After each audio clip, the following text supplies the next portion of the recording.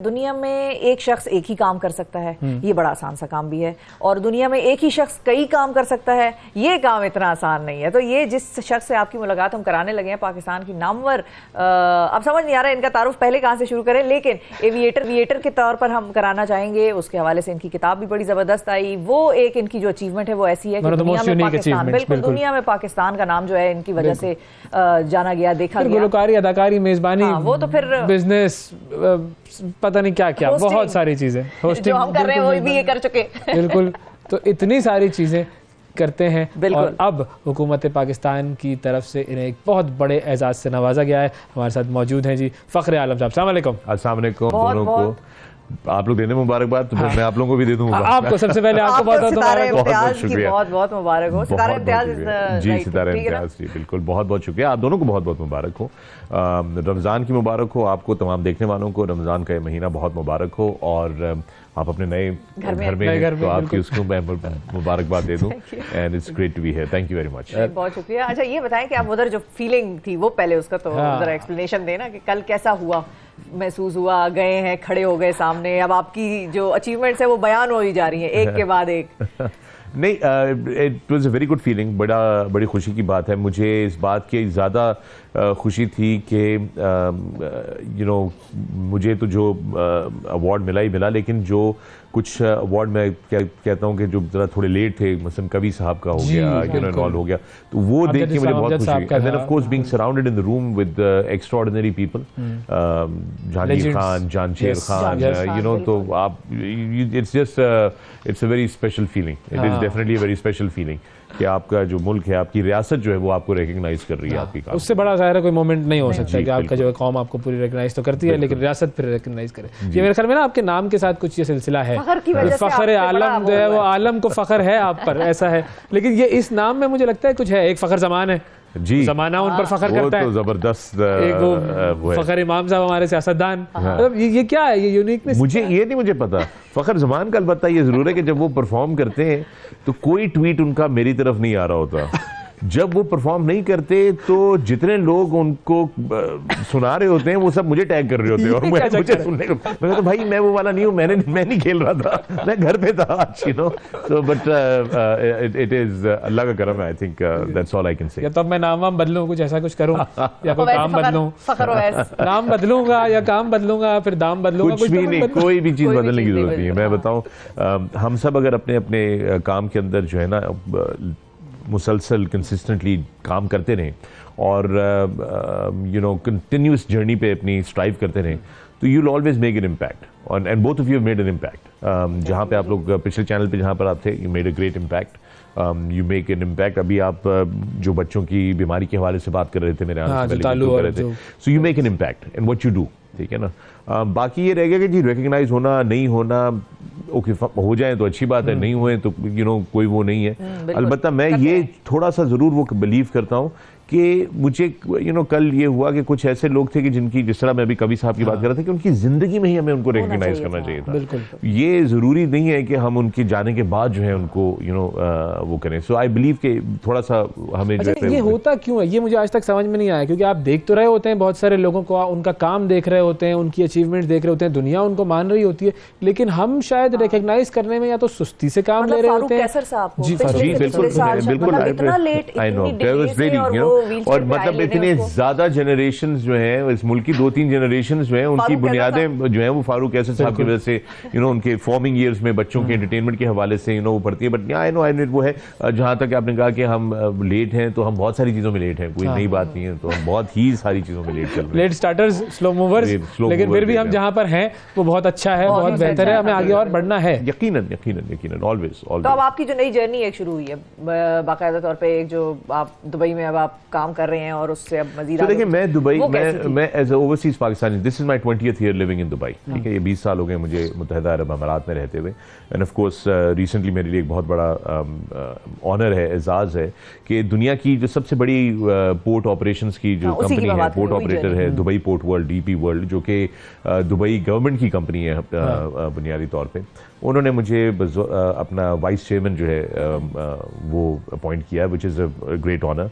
और जो जो हमारे चेयरमैन है सुल्तान अहमद बिन सुलैम, उनकी लीडरशिप के मैं काम कर रहा हूँ, and it's a great learning experience. Now obviously primarily जिस वजह से मुझे ऑन बोर्ड किया, अब शेख फखरे आलम भी कह सकते हैं, मेरा ख्याल है फखरे आलम, ऐसी फखरे आलम ऐसी कोई बात नहीं है, नथिंग लाइक इट। बट मैं सिर्फ आपको ये बता सकता हूँ कि it's just such an honour to be working with such a big company. So DP World is a $90 billion company, ठीक है, $90 अरब की ये कंपनी है, और 80 से ज़्यादा ममालिक में ये ऑपरेट करती है, ठीक है ना, एंड 1,30,000 हमारे एम्प्लॉयज़ हैं, और जो है वो ग्रोथ है। नाउ डीपी वर्ल्ड के में आने से जो पहला मेरा मकसद है वो ये है कि पाकिस्तान के अंदर जो है वो फॉरेन इन्वेस्टमेंट लाई जा सके, डीपी वर्ल्ड की इन्वेस्टमेंट लाई जा सके, और हम एक बहुत $multi-million स्ट्रैटेजी के ऊपर काम कर रहे हैं जो कि हम पाकिस्तान में इन्वेस्टमेंट लेकर आएंगे। और ये मैं सिर्फ लोगों से कहना चाहता हूँ, जो मैं भी आपसे भी बात कर रहा था कि हम जो लोग जो काम कर रहे होते हैं ना, अगर आप वो काम करें, दिल लगा के करें और सेल्फिशली करें, अपनी कामयाबी के लिए करें। लेट्स सपोज कि आप इंजीनियर हैं, आप सेल्फिशली इंजीनियर बन जाए, डॉक्टर हैं तो आप सेल्फिशली डॉक्टर होंगे, यार मैंने अपनी प्रैक्टिस बढ़ानी है, मैं दिन के 8 नहीं मैं 20 पेशेंट्स देखना चाहता हूं। I want to be the best and on top. Be the best in whatever you're doing, उसका फायदा ऑटोमेटिकली आपके माशरे और आपके मुल्क को होगा। हाँ, बिल्कुल, ठीक है। yes. ये जरूरी नहीं है कि आप किसी ओहदे पे ही हो तो ही आप मुल्क की खिदमत कर सकते हैं या मुल्क की बेहतरी के लिए काम कर सकते हैं। बिल्कुल सही। आप अपनी प्राइवेट कैपेसिटी में भी अपने सेल्फिश उसके अगर आप रखें ना कि मैंने एक्सेल करना है, yes. तो भी आप मुल्क का फायदा कर सकते हैं। वो सेल्फिशनेस ये नहीं है कि आप दूसरों को खींच रहे हैं टांगे उनकी। एग्जैक्टली, हमारे यहाँ दूसरी हम नेगेटिव चल पड़ते हैं। तो मेरी इस पे एक इल्तिजा है अपने तमाम देखने वालों से, तमाम जो हमारे नौजवान हैं यहाँ पर, कि वी शुड नेगेटिविटी की इस रट में ना, अभी यही हमारा बड़ा कमाल है शिफा अवैस साहब दोनों को, कि हम पाकिस्तानी जो है ना, अपनी गलती हो तो वकालत पे उतर आते हैं। हाँ। कि नहीं यूं था, ये था, ये था, वो था, यूं था, वो था, और दूसरे की गलती हो तो फौरन जज बन जाते हैं। ओहो, बिल्कुल, और ये मेरा फाइनल फैसला होगा कि तुमने गलत किया। यस, बिल्कुल। तो मतलब इस माइंडसेट से आप निकलें। क्या हम क्या कर रहे हैं और हमें कहाँ जाना है, क्या मशवरा है? हमें प्रोग्रेस करनी है। देखें, और इस वक्त हमारा जो सबसे बड़ा चैलेंज है ना, वो है मईशत का चैलेंज। तो पॉलिटिक्स सब अपनी जगह, चूंकि हम आजकल बहुत सारे लोग, आप अपनी सोशल मीडिया को अगर खुद भी मॉनिटर कर रहे हो, तो वो हर चीज़ को सियासत के साथ और एक दूसरे को ताने देना, नीचा दिखाना, वो उसी में सब कंज्यूम हो चले जाने। That's not a progressive way of doing things. देखिए, सियासत बहुत अच्छी बात है, सियासी शऊर होना बहुत अच्छी बात है, जमहूरियत बड़े ज़बरदस्त आपको एक चीज़ मिली हुई है, मगर मुल्क का फैब्रिक इस तरह पोलराइजेशन इतनी ज़्यादा कर देना कि हम एक दूसरे को बर्दाश्त करने को तैयार नहीं है, ये तो कहीं से सही नहीं। मैं तो इसका पार्ट नहीं बन सकता किसी तरीके से। एंड आई एम श्योर कि कोई भी पढ़ा लिखा, कोई भी बाशऊर, वाकई में बाशऊर इंसान जो है वो कहेगा this can not be. You must, you have a political ideology and you support it, please by all means support it। आप उसको बिल्कुल, आप कहें जी मैं बिलीव करता हूँ इस साइड, इस नजरिए में बिलीव करता हूँ, इस रहनुमा में बिलीव करता हूँ, मैं स्कूल ऑफ थॉट के साथ बिलीव करता हूँ, और आप जिसको करते हैं मैं उससे नहीं एग्री करता, क्योंकि उन्होंने ये भी गलत किया है, ये भी गलत किया है, ये भी गलत किया है। ठीक है, होगी बात, डिसएग्री हो गया, वो कहते हैं नहीं मैं आपके उससे नहीं, थ्रू स्कूल ऑफ थॉट से करता है, ये नहीं करता, तो उन्होंने अपने बता दिया। ठीक है, जबरदस्त होगी, बात होगी। चले अब ये बताएं कि पाकिस्तान आज का मैच कैसा खेलेगा। हाँ, ये होना चाहिए ना। This is how we should be. Instead हम जो है वो उस जगह पे पहुंच गए कि जहां पर हम व्हाट्सएप ग्रुपों में दोस्त एक दूसरे से बात करते करते लड़ना शुरू हो जाते हैं। मेरे अपने 2-3 व्हाट्सएप ग्रुप्स हैं जिसमें दोस्तों की ऐसी लड़ाइयां होती हैं, मैं उनसे कहता हूं, मैं कहता यार तुम लोग गालम गलोच पे उतर आते हो एक दूसरे के साथ, एक नाराज होकर ग्रुप छोड़ के चला छोड़ देते हैं, फिर वो इस तरह वो करके फिर बना के लाना होता है। क्या हो गया यार तुम लोगों को? हालांकि आपकी दोस्ती कितनी पुरानी दोस्ती है, और रिश्तेदारों में मैंने एक्चुअली, मेरे एक दोस्त हैं, उन्होंने उनके घर में एक बड़ा इशू खड़ा हुआ था कि वो अपनी कजन की तरफ जाने से उन्होंने इनकार किया हुआ था।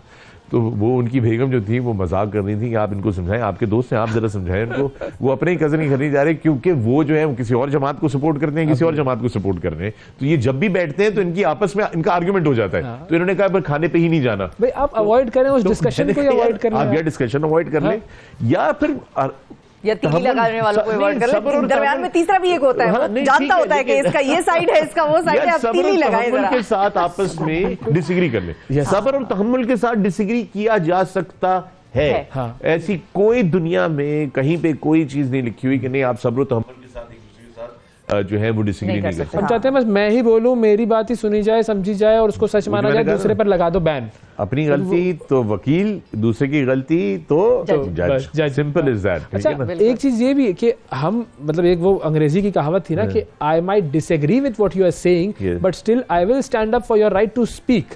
यस, आप कहें, बिल्कुल आपको इजाजत होनी चाहिए, बट हम उसको सुने तहम्मुल से और उसके ऊपर। तो आज की सुबह, कल से जो एक 23 मार्च हमारा दिन, मैं उस पर भी देख रहा हूँ इतने सारे हमारे नौजवान go through social media and all that and everything, इतनी मनफी और इतनी नेगेटिव सोच के साथ अपनी जिंदगियां बसर करना शुरू हो गए हैं कि वो उनके लिए भी हेल्थी नहीं है। This is not the way. और देखें, ये मुल्क जो है ना, जब तक ये मुल्क है तब तक ये सारे शोशा हैं। यस, ये जो सारा शौक है ना कि हम यूं कर देंगे और ये होगा वो होगा, ये सारा तब तक है जब तक कि मुल्क है। तो मुल्क की सलामती, मुल्क की बुनियादों को हम लोग बदकिस्मती से इस वक्त खुद कमजोर कर रहे हैं। और लीडर बहुत है हमारे मुल्क में अल्हम्दुलिल्लाह, और बड़े काबिल लीडर हैं माशाल्लाह से, लेकिन हमें लीडर से ज्यादा हीलर की जरूरत है। हीलर की जरूरत है, बिल्कुल, जो इस वक्त इस कौम के जख्मों पे मरहम रख सके। और हमें उस तंजीम की जरूरत है, तंजीम साजी की जरूरत है, जिससे हम अपनी बुनियादें जो इस वक्त बहुत तेजी से कमजोर हो रही हैं उनको दोबारा सॉलिड कर सकें। बिल्कुल। अगेन, आपका सबसे बड़ा जो सबसे बड़ा आपके पास हथियार है वो उस दिन का है कि जिस दिन आप बैलेट बॉक्स पे जाकर बोलेंगे। अब वो दिन आपको कौन सा मिलता है, ठीक है, वो एक अलग वो है, लेकिन वो दिन आएगा तो जरूर, और जाना भी जरूर है। और जब वो दिन आएगा, वो जब भी आए तो फिर आप अपने उससे बोलें। आप आ जाते हैं दुबई से यहाँ पर वोट डालने के लिए? कर चुका हूँ एक दफा, बिल्कुल, और फिर सोच रहा था कि जरूरत नहीं थी वैसे, अगली दफा तो आने का इरादा है जब भी हो। I think I will definitely. आप तो वैसे भी घूमते रहते हैं ना, चल मुसाफिर चल वाली आपकी पोस्ट होती है, तस्वीरें होती हैं जहाज पे बैठे हुए, और I will definitely do that. तो आजकल एविएशन वगैरह का कितना आपका चल रहा है? एविएशन ये कि जी वो खुद जहाज कम उड़ा रहा हूँ, जहाज में बैठने को ज्यादा मिल रहा है आजकल मुझे, because of Dubai Port world जो है बैनुल अक़वामी ट्रैवलिंग वो बहुत ज्यादा बढ़ गई है। अभी इस ट्रिप पे भी मैं जो हूँ वो टप्पे खाता हूँ, जकार्ता एक दिन, फिर रोमेनिया दूसरे दिन, तो फिर दुबई, तो फिर इस्लामाबाद, अभी फिर वापस दुबई। तो फैमिली के लिए कहाँ टाइम है फिर? अब नहीं, फैमिली के लिए टाइम निकालना पड़ता है, वरना जो है वो फैमिली घर से निकालेंगे, सब अपनी जगह घर से निकाले जाएंगे। ठीक है ना, आपको you have to be available. लेकिन ये मल्टीटास्किंग कैसे हो सकती है? मतलब वो keep your brain switched on. My brain is switched on all the time. So I have to so I think now मैं कंपार्टमेंट्स बना के रखता हूँ अपने दिमाग के अंदर। सोच के लिए वक्त जो है वो किया जाता है। सो काम है, एक पर्टिकुलर काम है, you know, I have my own businesses जो मैं ओन करता हूँ, which I have to run as well and manage as well. So I focus, मैं उनके ऊपर भी अपना तवज्जो पूरी रखूँ। डीपी वर्ल्ड को मुझे अपना पूरा वक्त देना है, और डीपी वर्ल्ड पे मैं इस वक्त ज्यादा तवज्जो दुबई पोर्ट वर्ल्ड पे इसलिए दे रहा हूँ क्योंकि दुबई पोर्ट वर्ल्ड की जो पाकिस्तान में सरमायाकारी की जो स्ट्रैटेजी है उसको मैंने तरतीब देना है, तो उसको मैं तरतीब दे रहा हूँ उस वक्त। और मुझे बड़ी खुशी है कि हम जो है वो बहुत बड़ी इन्वेस्टमेंट्स जो है उसके ऊपर जिस वक्त जो है फाइनल स्टेजेस के ऊपर है, जिसमें एक हमारे अपने पोर्ट कासिम की इंफ्रास्ट्रक्चर की बेहतरी के लिए तकरीबन $230 मिलियन की इन्वेस्टमेंट है, उसको जो है हम बिल्कुल अब उसके फाइनल उसके ऊपर आए हुए हैं। And then we want to do some other things, industrial free zones जो कि जबल अली फ्री जोन जो कि दुनिया की एक मानी हुई इकोनॉमिक फ्री जोन है, और जो दुबई के जीडीपी में 38% कंट्रीब्यूट करती है, सिर्फ that one free zone, right? So we want to replicate that for Pakistan, for Pakistani exporters, और बाहर की कंपनियों को पाकिस्तान की लेबर फोर्स का एक्सेस दिया जा सके। क्योंकि अभी क्या है, हमारे पास बहुत सारे नौजवान हैं, स्किल्ड लोग हैं, नौकरी जो बाहर जा रही, जो हर कोई नहीं जा पाता बाहर। शिफा, we have to understand that ना, हम लोग 24 करोड़ की आबादी है, 24 करोड़ में से कितने लोग बाहर चले जाएंगे? बिल्कुल। तो रहना तो अपने मुल्क में ही है ना, तो इसको ठीक भी हमने ही करना है, किसी और ने नहीं करना। तो इसके लिए स्ट्रैटेजी में जो है एक चीज़ जो मुझे बड़ी अच्छी लगी, जो कि बेसिकली चेयरमैन सुल्तान बिन सुलाइम की थी, उन्होंने कहा कि यार आपको ना, you need, your country is perfect right now for free zones. Okay. क्योंकि आपके पास स्किल्ड लोग हैं, नौजवान लोग हैं जो कि वैसे मैं चाहता हूं कि मुल्क में ज्यादा से ज्यादा हम लोग नौकरियां क्रिएट कर सकें अपनी सरमायाकारी के थ्रू, हम अपनी एक्सपोर्ट्स बढ़ा सकें ताकि आपका ज़र मुबादला की जो अर्निंग है वो ज्यादा बेहतर हो सके, ज्यादा आए, ताकि ये जो हमारा जो मुसलसल पेमेंट ये जो डेफिसिट रहता है, हमारा बैलेंस ऑफ पेमेंट्स का इशू रहता है, वो रहता है, ये सारे हमारे जो है वो एड्रेस होने शुरू हो जाए।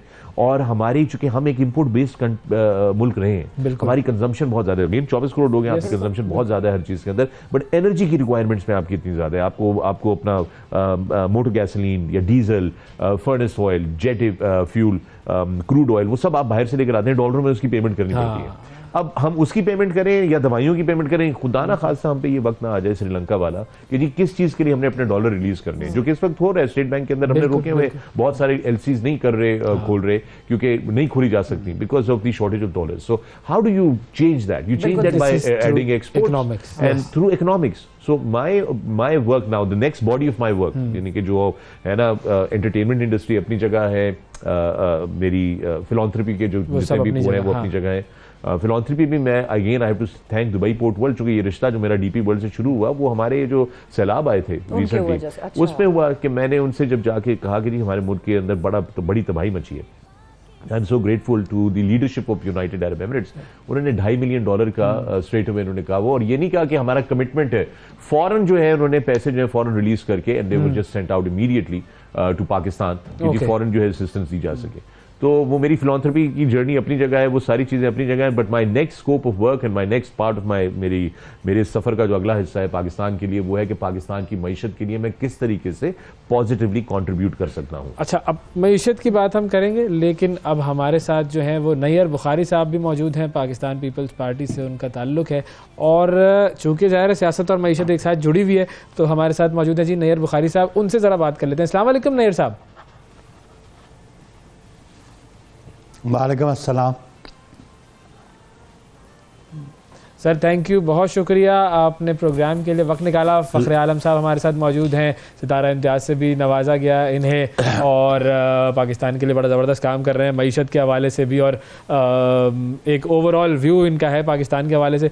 आप हमारे प्रोग्राम में शामिल हुए हैं, हमारे पास मुझे लग रहा है कि इस वक्त जो सूरत हाल है वो कंट्रोल में नहीं आ पा रही है मईशत की, और मईशत का ताल्लुक चूँकि पॉलिटिकल स्टेबिलिटी से होता है, ये पॉलिटिकल स्टेबिलिटी हो नहीं रही है, इलेक्शंस की तारीख आती है फिर चले जाती है, फिर कभी कुछ। आपको क्या लग रहा है कि हम क्यों उस चीज़ की तरफ सही तरीके से अपने आप को किसी सही रास्ते पर नहीं ले जा पा रहे इतनी ज़्यादा पोलराइजेशन में? बिल्कुल, बिलाशुबा पॉलिटिकल स्टेबिलिटी और इकोनॉमिक स्टेबिलिटी इंटरलिंक्ड हैं, और भी हमें देखना पड़ेगा कि ये अनस्टेबिलिटी कब से स्टार्ट हुई, उसके रीज़न्स क्या हैं, और उसको ओवरकम करने के लिए हमने क्या इक़दाम उठाए। जहाँ पॉलिटिकल पार्टीज़ की और पॉलिटिकल लीडरशिप की ज़िम्मेदारी है, वहाँ और स्टेट ऑर्गन्स की भी ज़िम्मेदारी ज़रूर बनती है। लेकिन लेट्स सी कि ये लास्ट ईयर मार्च ऑनवर्ड 2022 से ये पॉलिटिकल अनस्टेबिलिटी स्टार्ट हुई, लेकिन इकोनॉमिक अनस्टेबिलिटी थी वो पिछले 3-4 सालों से चली आ रही थी, और जिस अंदाज से इंटरनेशनल मॉनेटरी इंस्टीट्यूशंस के साथ एग्रीमेंट हुए और फिर उनको फुलफ़िल नहीं किया, फिर उसका बैकलैश हुआ, और फिर पॉलिटिकल जो अनस्टेबिलिटी स्टार्ट हुई कि जब एक कॉन्स्टिट्यूशनल तरीका मौजूद था किसी चीफ़ एग्जीक्यूटिव को या प्राइम मिनिस्टर को या चीफ मिनिस्टर को रिमूव करने का, वो अडॉप्ट किया, और वो अडॉप्ट करने के बाद फिर जो रूलिंग डिप्टी स्पीकर ने दे दी वो भी कोई कॉन्स्टिट्यूशनल रूलिंग नहीं थी, फिर से सुप्रीम कोर्ट ने अंडू कर दिया, तो ये पॉलिटिकल अनस्टेबिलिटी स्टार्ट होगी। तो देखना ये पड़ेगा कि डे 1 जब 2018 के इलेक्शंस हो गए, उसके बाद इंस्पाइट ऑफ जिसके बहुत सारी पॉलिटिकल पार्टीज़ की रिजर्वेशंस थी, लेकिन पीपल्स पार्टी की बिलखुसूस लीडरशिप ने कहा कि हम बिल्कुल इस प्लेटफॉर्म को नहीं छोड़ेंगे, और उस वक़्त ये कहा गया कि डायलॉग भी होना चाहिए, लेकिन उस वक़्त के प्राइम मिनिस्टर ने कहा कि वो किसी से बातचीत नहीं करना चाहते। तो पॉलिटिक्स में तो हमेशा गुफ्तगू शनीद होती है, और डायलॉग से ही इश्यूज़ रिजॉल्व होते हैं, और अब भी मैं समझता हूँ कि ये स्टेज ऐसी है कि थ्रू डायलॉग इश्यूज़ को रिजॉल्व किया जा सकता है। तो अब पीपल्स पार्टी कहाँ पे खड़ी हुई है सर? जब अगर हम बात करें इलेक्शन कमीशन के फैसले की, तो पीपल्स पार्टी कहाँ है जिसने के मुल्क को आईन दिया, जिसने इस मुल्क में हमेशा रूल ऑफ लॉ को, ह्यूमन राइट्स को अपहोल्ड किया? वो पीपल्स पार्टी कहाँ है? बिलावल साहब का एक बयान आया था, वो आपको ज़रा सुनवा देते हैं। वो कहते थे कि अगर इलेक्शन डिले होंगे तो भी हम उसको सपोर्ट नहीं करेंगे और वक्त से पहले पे भी सपोर्ट नहीं करेंगे, लेकिन जहाँ पर आइन के मुताबिक असेंबलीज डिसॉल्व हो गई और 90 दिन में इंतखाबात का मामला है, तो फिर पीपल्स पार्टी का इस पर क्या है मौक़िफ़? ऑब्वियसली पाकिस्तान पीपल्स पार्टी ने हमेशा किया है कि इस आइन को अपहोल्ड करना चाहिए। हमारा हमेशा मौक़िफ़ रहा और इस आइन की बालादस्ती के लिए, इसकी रिवाइवल के लिए पाकिस्तान पीपल्स पार्टी ने बहुत सारी सेक्रीफाइसेस की हैं। अभी आपका जो क्वेश्चन है कि जो इलेक्शन कमीशन ने इसको पोस्टपोन कर दिया, ये एक ऐसा मामला है कि जिसे आप इसे कह सकते हैं कि ये एक जुडिशल रिव्यू के होगा, इसका प्रॉपर फोरम्स पे जाएगा। कुछ लोग इसकी सपोर्ट में हैं कि जी इलेक्शन कमीशन के पास ये इख्तियार था। आर्टिकल 218, 224 का जिक्र करते हैं। कुछ लोगों का ये भी मौक़िफ़ है कि एक नया सेंसस जो है वो इन प्रोसेस है, डिजिटल सेंसस, और आर्टिकल 51 कहता है कि जी नया सेंसस होगा तो उसकी बुनियाद पे डिलिमिटेशंस होंगी और फिर इलेक्शन होगा। तो these are issues to be resolved at a proper forum. Forum कौन सा है? या तो इलेक्शन कमीशन ने फोरम को डिसाइड करेगा, पार्लियामेंट करेगी या जुडिशरी करेगी। तो अभी क्योंकि इन्होंने चीफ इलेक्शन कमिश्नर ने उसका यूनिलेटरल फैसला नहीं है, पूरे कमीशन का फैसला है, उसकी रीजनिंग्स उन्होंने दी हैं। वो रीजनिंग्स उसको अप्रोप्रिएट है कि नहीं है, वो एक जमात उसको चैलेंज करने जा रही है। वो 90 डेज़ वाली बिल्कुल एम्बार्गो है, लेकिन ये 90 डेज़ वाली एम्बार्गो कई दफ़ा वायलेट भी हुई है। लेकिन उस एम्बार्गो को जो बार है उसको सब्सिडाइज़ करने के लिए या उसकी एम्बिट से बाहर निकलने के लिए आर्टिकल 254 भी मौजूद है। लेकिन आप ये भी देखें कि जो नो कॉन्फिडेंस मूव हुआ चीफ मिनिस्टर पंजाब के ख़िलाफ़, और वो जो आप उन्हें कहें कि जो अपने डिसेंटिंग व्यूज़ अपनी जमात के साथ, उन्होंने अपनी जमात के मुताबिक वोट नहीं दिया, तो उनको आर्टिकल 63A के नीचे वो डिस्क्वालीफाई तो हो सकते थे, वो डी सीट तो हो सकते थे, लेकिन उनको वोट को ना काउंट करना भी एक और इशू था कि जो री राइटिंग का कॉन्स्टिट्यूशन, जो मैं समझता हूँ कि ये कॉन्स्टिट्यूशन बनाना, उसको अमेंड करना, उसमें अल्ट्रेशन करना, ये सिर्फ पार्लियामान का काम है, किसी और अदालत का काम नहीं है। बिल्कुल सही है। अच्छा फ़खर भाई, आप चूँकि दुबई में देख रहे हैं, वहाँ का एक हुकूमत का निज़ाम जो है बिल्कुल अलग है, यहाँ का जो हुकूमत का वो बिल्कुल अलग है। तो हम इन दो निज़ामों के दरमियान, हमारे यहाँ पर जो शख्स, कभी कभी मुझे ये लगता है, पर्सनल मेरा ओपिनियन गलत भी हो सकता है, कि हमारे यहाँ पे जो जमहूरी लोग भी होते हैं, मिजाज उनका वो शाहाना वाला होता है, और माजरत के साथ वहाँ पर कोई शाहाना मजाज नहीं होता। अच्छा, मुनारकी है मुत्तहिदा अरब अमीरात के अंदर, मगर एक बहुत ज़्यादा फंक्शनल गवर्नमेंट है वहाँ पे, बहुत प्रोग्रेसिव गवर्नमेंट है। वो बिल्कुल इस तरह नहीं कंज्यूम होती जिस तरह हमारे यहाँ चीज़ें हैं। आप देख लीजिए कि मैं वहाँ का शहरी नहीं हूँ, मैं रेजिडेंट हूँ वहाँ का। एज ए रेजिडेंट मैं जो हूँ वहाँ पर ज़्यादा सिक्योर फील करता हूँ। मुझे तमाम सहूलियात जो है, यानी कि जो जमहूरियत की जो आपको जो चीज़ें मिलनी चाहिए ना एक शहरी को, जो सम्राट है जमहूरियत की, आपको क्या सम्राट है? आपके पास लॉ एंड ऑर्डर, आपकी सेफ्टी सिक्योरिटी होनी चाहिए, सफाई होनी चाहिए आपके शहर की, सेहत की बकाया जो है वो इलाज की जो है सहूलियात होनी चाहिए, तालीम जो है वो अच्छी होनी चाहिए, एंड जनरली एक अच्छे, एक पॉजिटिव, एक प्रोडक्टिव मुआशरे का हिस्सा जहाँ पे आपका कारोबार भी फ्लरिश कर सके, बैनुल-अक़वामी एक्सेस हो आपको इंटरनेशनल फाइनेंशियल इंस्टीट्यूशंस की। ये सारी चीज़ें तो डेमोक्रेसी को देनी होती हैं, मगर वहाँ मुनारकी दे रही है।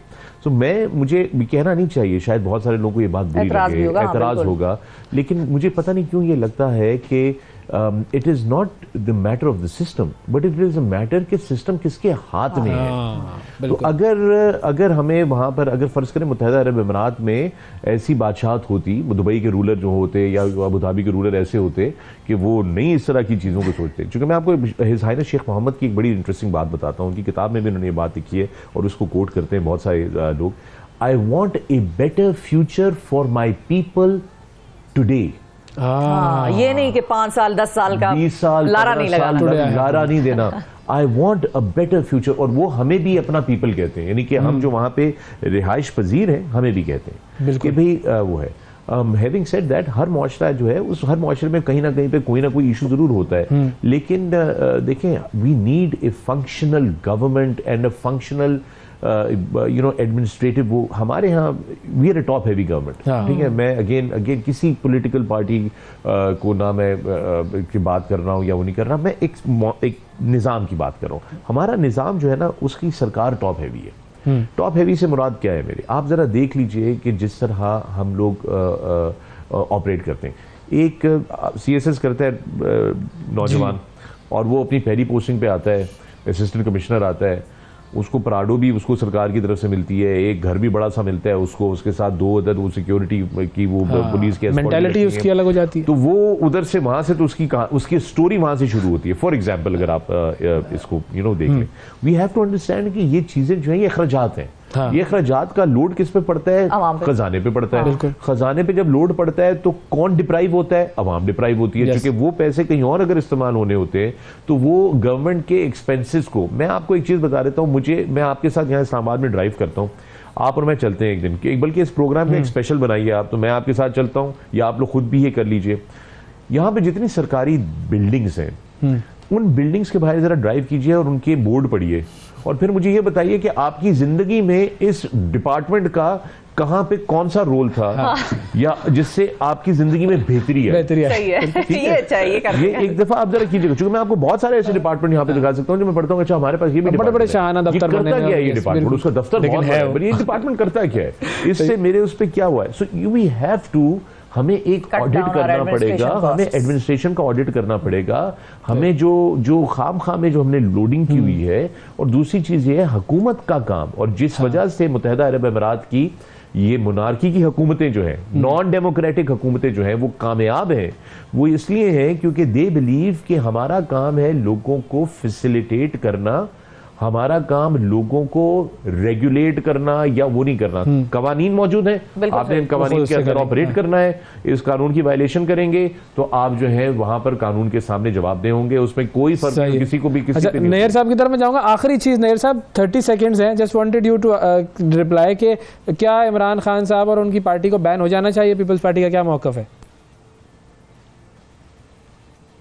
बोले ये बैन करना तो देखे ना क्या सर्कमस्टांसेस हैं और क्या एविडेंस है उनके खिलाफ, तो बैन करने का मामला तो जाएगा ना सुप्रीम कोर्ट में। तो फिर वो अगर गवर्नमेंट लेके जाना चाहती है तो they must prove it over there कि उनके पास इस किस्म का मटेरियल है, तो डिसीजन तो फिर सुप्रीम कोर्ट करेगी ना। पीपल्स पार्टी का इस पे मौकफ है कि पार्टी इसको बैन होना चाहिए?